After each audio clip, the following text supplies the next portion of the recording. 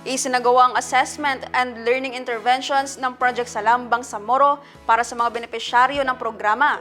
Ang public service story sa report.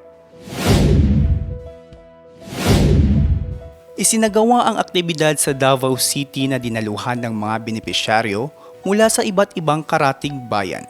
Layunin ng programa na masuri ang kalagayan at pangangailangan ng mga kalahok at mapalakas ang kanilang kaalaman at kakayahan.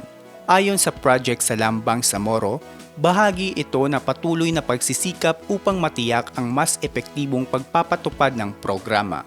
Sa pamamagitan ng aktibidad, binigyang diin ang tuloy-tuloy na monitoring at pagbibigay ng learning interventions para sa mga benepisyaryo.